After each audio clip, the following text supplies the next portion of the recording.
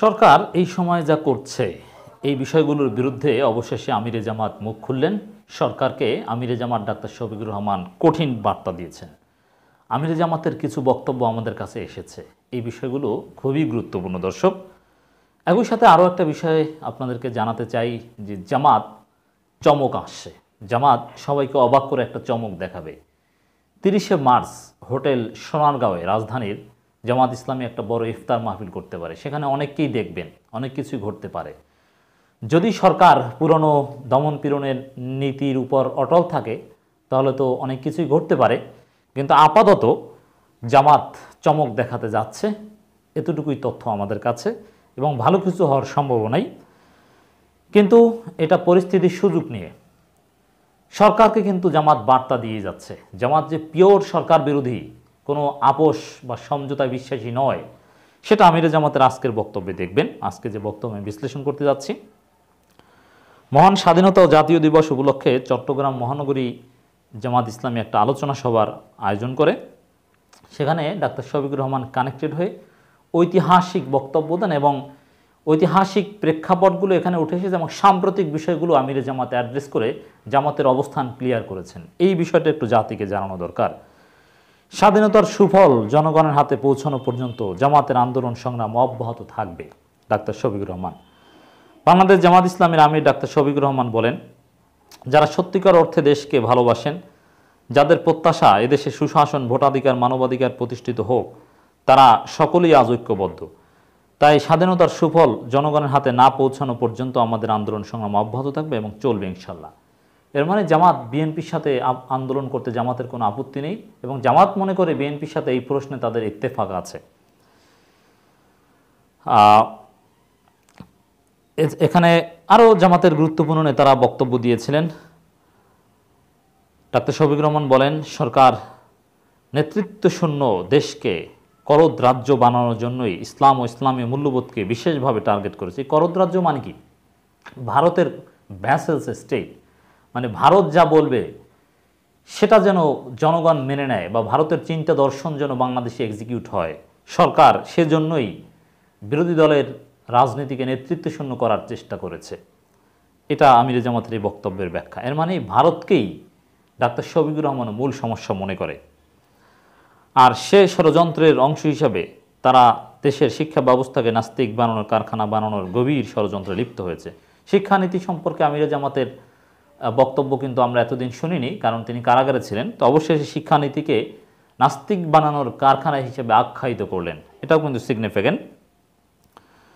সরকার পরিকল্পিতভাবে দেশের গণতন্ত্র, গণতান্ত্রিক মূল্যবোধ ধ্বংস করে দিয়ে কথিত নির্বাচনের নামে চর দখলের মহড়া শুরু করেছে। আওয়ামী সরকার তাদের লুটপাট ও দুর্নীতির প্রধান বাধা মনে করে জামাতকে। This is also very significant, যা আসলে অন্য সবাইকে কেনা যায়, অন্য সবাইকে ঘাড় ধরে চাপ দিয়ে নির্বাচনে আনা যায়। শাহজাহান ওমরদেরকে খুব সহজেই কিছু টোপ দিলে নির্বাচনে আসে, মেজর হাফিজদেরকে বিএনএমে জয়েন করানো যায়, কিন্তু জামাত ইসলামীর কাউকে নিয়ে কোনো খেলা সরকার সফল করতে পারে না। ফাঁসি দিতে পারে, হত্যা করতে পারে, ক্রসফায়ারের নামে বিচার বহির্ভূতভাবে হত্যা করতে পারে, কিন্তু জামাতকে নিয়ে সরকারের যে পরিকল্পনা সেটা বাস্তবায়ন করতে পারে না। এজন্যে জামাতকেই সরকার মূল বাধা মনে করে, এটা আমিরে জামাতে স্পষ্ট করেছেন। এর মানে সরকারের কাছে মূল থ্রেট জামাত। তাই তারা নানান কৌশলে জুলুম নিপীড়ন চালিয়ে জামাতের অগ্রযাত্রাকে বন্ধ করে দিতে চাইছে। এটা তো আমরা দেখতে পাচ্ছি যে সেম ধারা অন্য অন্য দলের গঠনতন্ত্রেও আছে। চরমোনাই, খেলাফত, জমিয়ত, তাদেরকে সরকার কিছুই বলে না, তাদের নিবন্ধন নিয়ে কোনো সমস্যা হয় না, কিন্তু জামাতের নিবন্ধন থাকে না। তাই বুঝতে পারছেন জামাতকেই মূল থ্রেট মনে করে বলে যে একই ধারা থাকতে অন্য কারো কিছু হয় না আর জামাতের অনেক কিছুই হয়ে যায়, নিবন্ধন বাতিল হয়ে যায়। কিন্তু তাদের অব্যাহত ষড়যন্ত্র মোকাবেলা করে জামাত দেশের জনগণকে সাথে নিয়ে রাজপথে টিকে আছে এবং ভবিষ্যতেও থাকবে ইনশাল্লাহ। এদেশে ইসলামের প্রতিনিধিত্বকারী দল হিসাবে জামাত ইসলামী দেশি বিদেশি বিভিন্ন চক্রান্তে উত্তীর্ণ হয়েছে। মহান আল্লাহর উপর তাওয়াক্কুল করে জনগণের অধিকার প্রতিষ্ঠায় এই অবৈধ আওয়ামী স্বৈরাচারকে মোকাবেলা করতে হবে। এটাই হচ্ছে কঠিন বার্তা, যে আন্দোলন অব্যাহত থাকবে এবং এই সরকারকে জামাত মোকাবেলা করবে, তাতে যতই জুলুম নির্যাতন করুক না কেন জামাত প্রত্যেকটা সুযোগের প্রপার ইউটিলাইজ করবে এবং তার অংশ হিসাবে যুক্তরাষ্ট্রের চাপ, ভিসা নীতি, এই সুযোগ নিয়ে কিন্তু জামাত ইঞ্জিনিয়ারিং ইনস্টিটিউশনে বিশাল সমাবেশ করেছিল।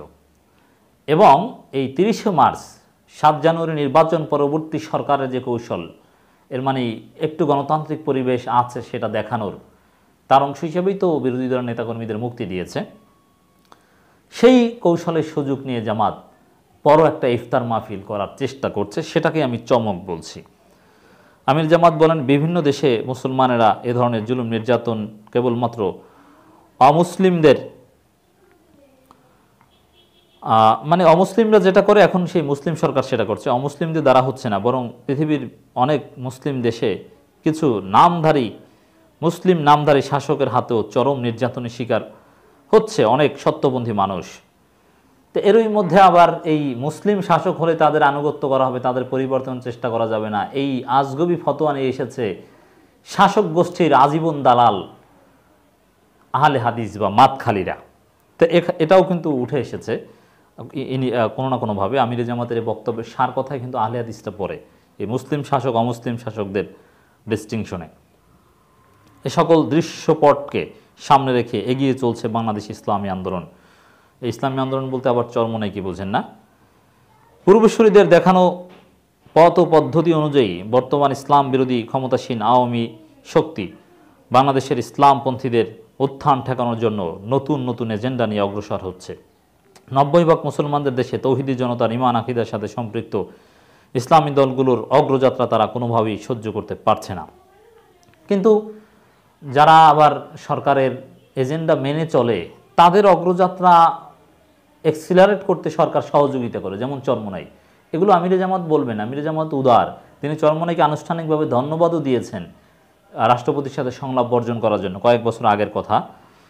কিন্তু আমাদেরকে এই চরমোনাই বা আওয়ামী লীগের দালালদের বিরুদ্ধে সমালোচনা অব্যাহত রাখতে হবে, এই বিষয়ে কোনো ছাড় দেওয়া যাবে না। কারণ চরমোনাই শাহবাগীদের বিরুদ্ধে, ভারতের বিরুদ্ধে আপনি সহনশীলতা দেখালে আপনি চলমান আন্দোলনে কিছুতেই সফল হতে পারবেন না। অতএব এদের ক্ষেত্রে জিরো টলারেন্স দেখাতে হবে। যাই হোক, জামাতের যে চমকের অপেক্ষা আমরা করছি 30শে মার্চ সফল হোক, সফল হবে ইনশাল্লাহ। জনগণ ভারতের আধিপত্যবাদ এবং ভারতের দালালদের বিরুদ্ধে রুখে দাঁড়াচ্ছে, দিন দিন অগ্রসর হচ্ছে, এই আন্দোলন জনপ্রিয়তা পাচ্ছে। রাজনৈতিক দলগুলো বিচ্যুত হয়ে ঘুরে ফিরে আবার জামাতের যে দর্শন, ভারতের আধিপত্যবাদের বিরোধিতার রাজনীতি, সেই দর্শনের দিকেই ফিরে আসছে। যারা এত বছর ভারতের বিরুদ্ধে টু শব্দ করেনি, তারা এখন জামাতের সাথে সুর মিলিয়ে ভারতের আধিপত্যবাদের বিরুদ্ধে বলছে। অতএব জামাত চমক সফল হবে অনিবার্য।